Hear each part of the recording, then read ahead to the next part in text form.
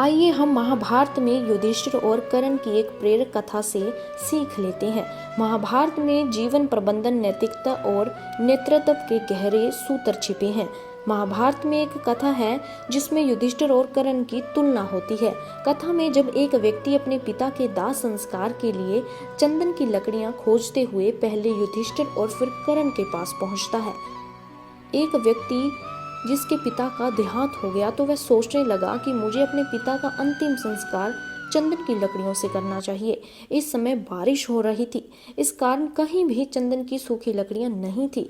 उस व्यक्ति ने विचार किया कि मुझे अपने राजा युधिष्ठिर के पास जाना चाहिए। युधिष्ठिर के पास संसाधनों की कोई कमी नहीं थी। जब व्यक्ति युधिष्ठिर के पास पहुंचा तो युधिष्ठिर ने कहा कि चंदन की लकड़ियां तो बहुत हैं, लेकिन बारिश की वजह से भीग गई हैं। यह सुनकर वह व्यक्ति वहां से निराश होकर कर्ण के पास पहुंचा।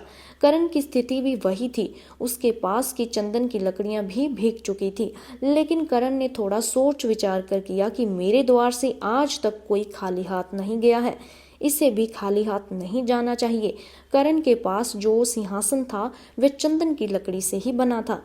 कर्ण ने तुरंत ही अपना सिंहासन तोड़कर उस व्यक्ति को चंदन की लकड़ियां दे दी।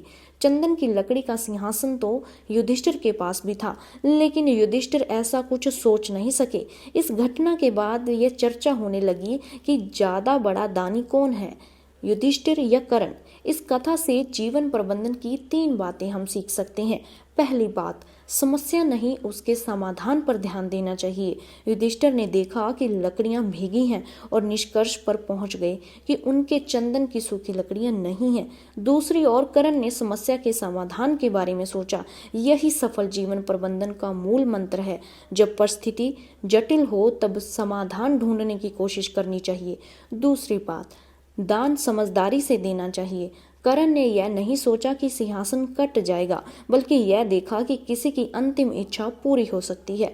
यही सच्ची उदारता है, जो समय, स्थान और पात्र को समझकर निर्णय लेती है।